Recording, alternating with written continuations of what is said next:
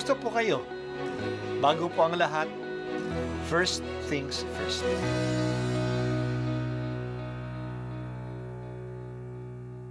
Good morning po.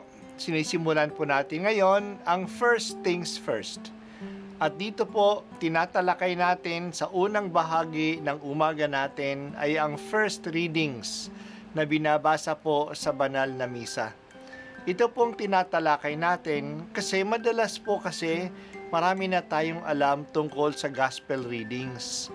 Pero konti po ang nagsasalita sa first readings. Pero ang first readings, bahagi din po yan ng Biblia, ng banal na kasulatan. Kaya susubaybayan po natin ang mga first readings.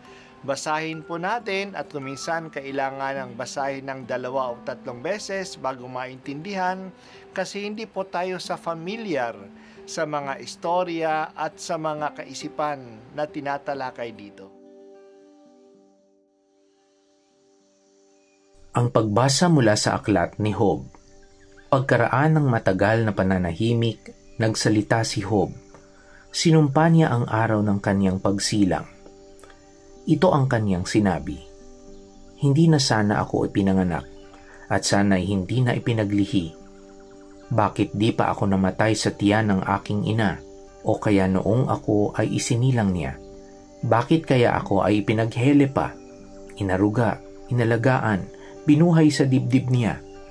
Kung namatay ako noon, ako sana'y tahimik na, mahimbing na natutulog, wala nang iniisip pa, katulad ng mga hari at tagapamahalang pumanaw na nagtayo ng mga palasyo ng kanilang kapanahunan.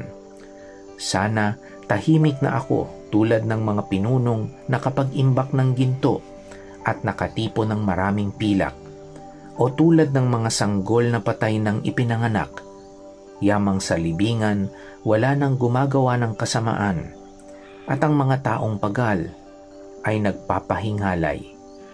Bakit pa isinilang kung magdurusa rin lang at bakit pa binuhay kung daranas ng kahirapan?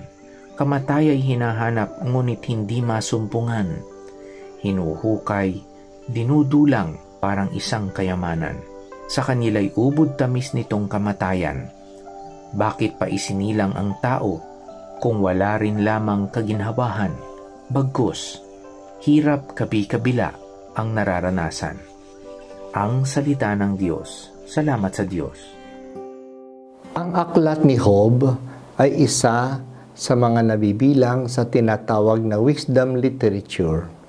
Ito yung uri ng panitikan na nagsisikap na unawain ang pangyayari sa buhay ng tao dito sa mundo. Marami pong mga literary device ang ginagamit dito. Maaring kwento, maaring kasabihan, kakawikaan, o maaari ring mga ibang pagninilay. Ang aklat ni Job ay may 2 bahagi. Ang isang bahagi ay mga kwento ni Job, kaya isa story. Ito ang nasa simula at nasa huli ng aklat. Sa gitna ay ang mahahabang mga tula na naglalaman ng mga pag-uusap ni Job ng kanyang 3 kaibigan, ng isa pang tao ng pangalan ay Elihu, at ng Diyos. Ibang klaseng Job ang makikita natin sa 2 bahaging ito. Sa kwento, matatagpuan natin ang Job na may buong tiwala sa Diyos. Tinatanggap niya ang lahat ng pasakit ng Diyos sa pagkawala ng kanyang mga ari-arian at mga anak, pati na ang karamdaman niya na puno ng sugat ang kanyang katawan. Dahil sa kanyang tiwala, kahit nalubha na siyang sinusubok, siya ay ginantimpalaan ng mas marami pang mga hayop, mga 10 mga anak, at mahabang buhay. Sa bahagi naman ng tula, ibang klaseng Job ang matatagpuan natin. Siya ay puno ng reklamo sa Diyos. Bakit gano'n na lang ang kanyang kahirapan na matuwid naman siyang tao? Kinukumbinsi siya ng tatlo niyang kaibigan at ni Elihu na siguro may kasalanan siya. Kaya ganyan ang nangyayari sa kanya kasi makatarungan ng Diyos. Pero pinanindigan ni Job na wala siyang kasalanan at walang dahilan ang Diyos na pagpapahirap sa kanya. Sa bandang huli, ang Diyos mismo ang nagsalita kay Job at pinagsabihan niya si Job kung sino siya na kini-question niya ang paraan ng Diyos, na hindi naman niya alam kung ano ang pagpapalakad ng Diyos sa mundo. Sa wakas, inamin ni Job sa bahaging ito na masyado niyang pinagdudahan ang Diyos. Ang ating pagbasa ngayon, araw, ay ang unang salita ni Job sa bahagi ng mga tula. Tinanong ni Job, bakit pa siya pinanganak? Sana namatay na siya sa tiyan ng kanyang nanay at nakasamang tahimik na mamamalagi sa lugar ng mga patay sa Sheol, kasama ang mga naunang mga hari at mga dakilang tao. Ano man ang pinanggalingan ng tao at ano man ang kanyang ginawa, lahat naman sila ay sama-sama lang sa Sheol. Walang pagkakaiba sa kanila doon, mayaman man o mahirap, hari man o alipin. Noong panahon ng isinulat ang aklat ni Job, wala pang pinaniwalaan ng mga Hudyo ng langit at impyerno, ng parusa o gantimpala sa kabilang buhay.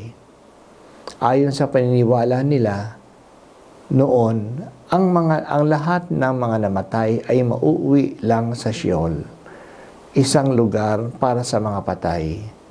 Doon pantay-pantay lang ang mga tao. Kaya ang parusa o gantimpala ay mangyayari lang sa buhay na ito. Para kay Job, bakit pa siya hinayaang mabuhay na ang buhay naman niya ay bat-bat naman ng pasakit at kahirapan? Sana na mahinga na lang siya sa mundo ng mga patay. Sana hindi na niya nakita ang liwanag sa mundong ito. Ganyang katindi ang kahirapan na kanyang dinadanas na masabuti pa ang kamatayan kaysa ang kanyang buhay. Sa tulang ito, pinaparamdam sa atin ang karamdaman ng mga taong lubhang nahihirapan.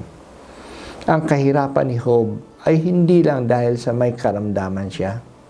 Ang kahirapan niya ay hindi niya alam bakit siya naghihirap. Sa kanilang kalagayan, ang kailangan ng tao ay hindi paliwanag kundi pagkikiisa. Samahan lang sila at pakinggan at huwag husgahan. Mabigat ang loob ni Job. Mas gusto pa niya ang kamatayan kaysa buhay niya. Pero ni minsan hindi man niya tinangkang magpakamatay. Humihingi siya ng kamatayan sa Diyos, pero wala sa kanya ang balak na magpakamatay. Malalim pa rin ang pagkilala niya na ang buhay ay galing sa Diyos at ang Diyos lang ang makapapasya tungkol dito. Hindi itinuturo sa Biblia ang suicide bilang paraan upang tapusin na ang kahirapan sa buhay. O Diyos na mahabagin, kaawaan po ninyo ang mga tao na lubang nahihirapan sa buhay at naghahanap ng kabuluhan sa mga kahirapan na dinadanas nila. Bigyan po ninyo sila ng katatagan at ang mga tao sana ay makiisa sa kanila.